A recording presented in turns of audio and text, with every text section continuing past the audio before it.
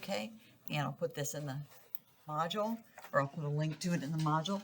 The first thing that I did, as you may or may not be able to tell, is I mapped out this pose, okay? So I'm going to go ahead and I'm going to start to draw, and what I can do is I know that my head is going to be basically right here, and I know that I've got my neck, and I also know that I'll be seeing my hands down here, but the reason why Jeanette chose this, and I think it was a good choice, was to see how we could do the legs.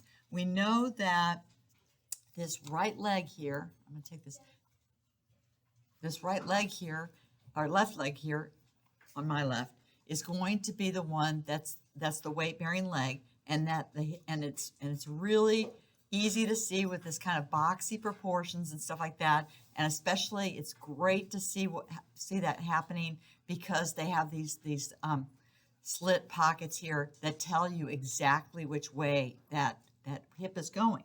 So I've got my basic proportions mapped out, and now I'm just going to clothe them. All right. So the first thing that I want to look at, and I'm not going to do this in pen first because, a lot of times I need to do some corrections. But I'm going to just start with the neck up here. And we can see that that's got this lapel collar, okay? But I know up here that it's going around, and that's fine. And then we see our shoulders. Now this one has big old shoulder pads. So even though my regular shoulders are coming in over here, I'm going to make that bigger and boxier, okay? So I'm going to have these shoulder proportions right here. I also want to figure out where the bottom of this coat goes. And because it's made out of stiff fabric that has a lot of body and no drape, then that means that it really follows along with the way that the body is moving. So right here, probably below the waist, a little bit below that waistline right here, you're going to see the end of that jacket. And so it's going to be going a little bit like this, okay? I'm just doing our basic proportions here, okay? For the inside, it's coming in, but you're going to account for some thick padding. So I had it coming out about like this, okay? Now the sleeves, lucky for us on this one, they just go straight down, and they're not coming in at all. They're just, so over here, since I lowered the wrist, actually I should probably lower the wrist a little bit more. I'm going to lower that wrist a little bit more. And my hand looks kind of wonky there. But you've got, what's happening here is that on that sleeve, that covers the wrist, and you get right down here where that little white, I'm going to assume, is it going to be, I think that white part is is that part of the garment? Does it look like it's part of the garment? The white at the wrist. Yes. Okay. All right. So it's the same garment. But it's kind of got this thing that looks a little bit like it's got a shirt coming out of it. So I'm just going to put that there. Over here, I'm going to lower that even more. So here's my regular crotch area right there. The crotch area is right there. And so this wrist is going to come down a little bit farther than that on that side. And once again, you've just got this basic shape. And don't feel bad if you have to go back and erase and stuff like that. But I'm going to make that shape like this, okay? And it's just resting against the thing, so it's not doing anything fancy, but it is thick. And if you look and see right here, this little part right here is a real tell. That's going to be, pay attention to that negative space. Okay, there's a little bit of negative space between the armpit and the waist there, so I put it there. And then over here, there's a tiny little bit of negative space over here. Okay, so I'm not even gone to the interior proportions really at all. I'm just doing these first. Next, we know and I'm going to go ahead and get rid of some of my lines so it won't be so confusing. Okay, and over here for the skirt, we know that that jacket ends here and that comes down up. It's showing a little bit of skin, but it is moving completely with that body, and we don't know what's going on there because that sleeve covers it up. But right where that hand is where we can see that that's where the garment stops. And it's going to be going over here, but you want, like with the thing, you want to make sure that your viewer knows that this is something that's going around the body. Okay? So we've got a stiff, kind of a stiff fabric here. It's probably thick. One of the things that's great about the fact that this is a mini skirt is that there's not that much material. So what I'm going to do here, and this is where I'm going to add detail, right? Because it's the easiest place to add detail. I'm going to add those slit pockets. One of them is going to be right here. The other one's going to kind of disappear over there. But it totally shows the movement. And you can also see, if you look close enough, that there is a bit of tension that goes there. But for the most part, this fabric is thick. It doesn't move, so just keep that in mind. All right. So now we want to go to the interior of the jacket. Now, the bodice seems to go all the way out to this big boxy shoulder pad right over here. Okay. And so we've already drawn the sleeves. So we've got those. Now we have to worry about this interior part. Down here, I'm going to start, and it's a symmetrical garment, but you've got to give a little bit to the fact that you've got something overlaying. One side goes a little bit farther over than the other. So here's basically the middle, but this one over here, it kind of goes over the middle a little bit, and then right here, okay, there's one button here, and there's a button here, and then this is where the bust is going to be. Oh, I'm sorry. Okay, so this is where the bust is going to be. And then we can start to look like at the inside of that neckline, okay? So that neckline basically doesn't show that much. You start to lose sight of her skin pretty quickly up here. So you want to draw that top of that collar around here. You want to make that inside kind of a V. And I'm going to erase this, and for now I can just put my little pearls here, put little pearls there. But then the only other thing that I have to worry about is what happens with this lapel collar. So right over here, probably below like the collarbone, you're going to get the edge of that, and then it's going this way. So you've got the top of that collar right here coming around, okay? So there's the top of that collar. And then, I don't know if you all know how a lapel collar is made, but there's two pieces to it. So I'm just going to pretend that I can see that piece being put here. And then you've got the second piece coming out. And it looks like sometimes the bottom lapel will come way out. This time, the lapel pretty much matches the top part of that collar. So I've got, okay, so I've got this here. And so I can just make the other one over here. So now I've got my basic garment proportions, okay? So what I'm going to do here is, I kind of like how the garment's turned out, and I had already posed the legs, okay? So I kind of went through this backwards, because we have our leg, here's our weight-bearing leg on the right side, and she's got some high heels on there. Now over here, you see that the knee comes down farther, but that she's putting it out like this. And so she ends up with the ankle about the same place, or maybe a little lower than the other one, because she's moving things out and then bringing it in. Now, if this proves to be too much for you, just make it straight, okay?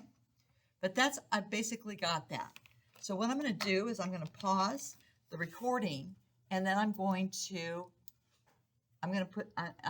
finish it with get my basic lines going, make this is all clean, and so then I can start adding garment detail, and then I will color it in. So I'm going to pause this, but all right, so I'm back now, and I've gone over my stuff with pigment liner. You don't have to.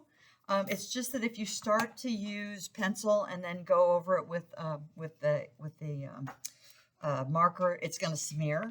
And so I've got a lot of places where things are going to smear.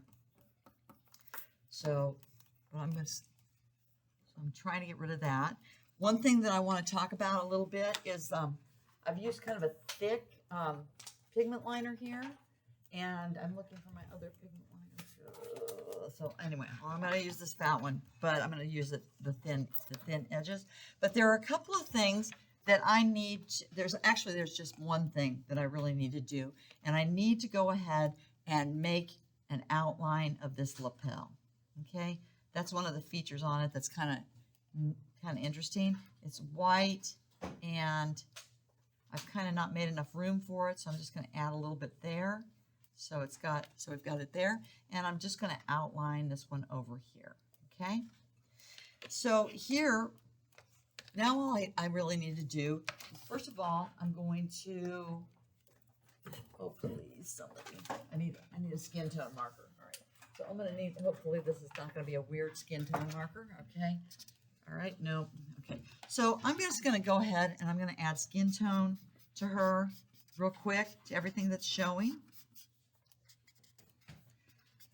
And that'll be her face and her neckline and her hands. And you can see I just did this real quickly, and I can see that there's a lot of shadow going on in places. Just going to go over that with my marker. Hopefully you guys can see it. This is a real light marker. She's got light skin. You can make her dark skinned if you want, anything you want, like that. And then I'm going to choose my color. I've chosen one out of this bin here that you're welcome to use after I'm finished with it. But it's the marigold, and so I'm just going to go ahead and give my garment a shot of that in all the places where there's color, which is most places except for the white. We've got one layer of marker, and I'm using these markers don't have a brush tip. So I'm just using the chisel tip because that covers a lot of area. I'm using the edge of it to get to these small parts. Okay. Now I'm just going to go and do the skirt. This is actually a pretty easy enough pose. But I'm just laying down one layer of this marigold. Now, one thing that people might find when they're working with yellows and pinks and stuff like that is that when you try to add a second layer, you're not going to get a super dark. You may not be giving like the biggest, here I am like making that that kind of crease there, but it's all pretty bright and you don't see a whole lot of shadow, okay? So I'm just going over here and putting a second and third layer where I can see, that it's got some darker stuff. And then if I feel like I haven't really finished it enough, I can always go and use some colored pencils. And we've got a lot of different colored pencils. We've got a lot of colored pencils for you to use. They're real high end. And so, but the thing is that like, what kind of colored pencils would you use like on something yellow when you are, basically just trying to add shadow? Now there are several ways to go. We're going to be doing color theory soon, but you could always go with a complementary color to yellow, which would be violet, but that's going to add a little bit of shape there, a little bit more shading than you want.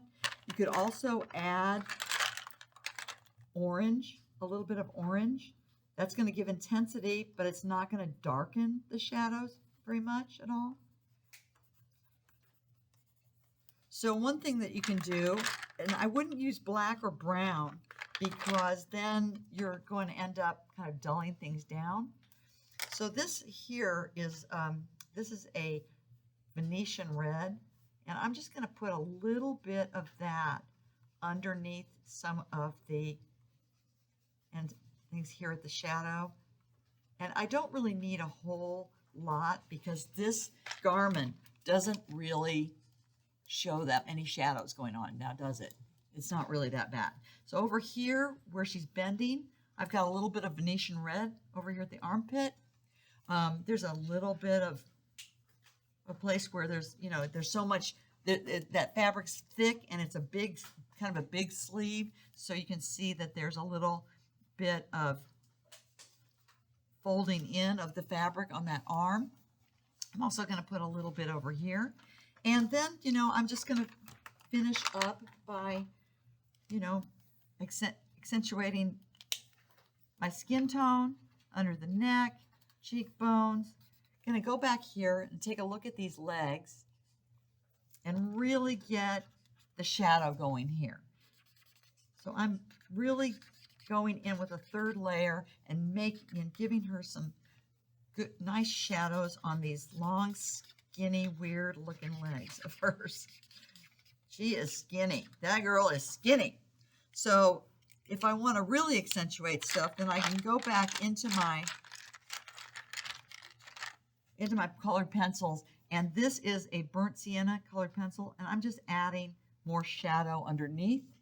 I'm going to add a little bit more shadow over here at the edge. And I'm just doing this with my colored pencil. And so over here, because there's more shadow over on this side, just going to add a little bit more shadow. And I'm going to do that over here because that coat is really making a shadow over there. If I scroll up, she's going to have a lot more shadow around her neckline, underneath the neck, over here. She's got high cheekbones. And, you know, you don't have to finish with facial features, but you can, and I can correct them if you want, or maybe you're already doing them. But so this is basically it. I forgot to do her hair. Like I said before, y'all don't have to worry about hair much at this point because we're not going to be doing them yet. So I'm just going to give her a shot right there. I'll give you a hint for anything that you're going to be doing from now on. You will do 3 steps. It's going to be your basic shape of things, and then you're going to have detail, value. You're going to identify value. This is a very dark hairstyle, and then you're going to be adding detail. So this is just a real quick, like you're going to add like directional detail when you do hair or fur or anything like that. But to tackle any look, the first thing you're going to do is to get the proportions right, then get those garment proportions. And I feel like in a lot of ways, I didn't really do this giganticness of her shoulder pads justice. You know, she doesn't seem quite enough like I looked in like 1983, which we had these humongous shoulder pads, the most ridiculous things ever. So anyway, but that's number 1, all right? So I'm going to stop that, and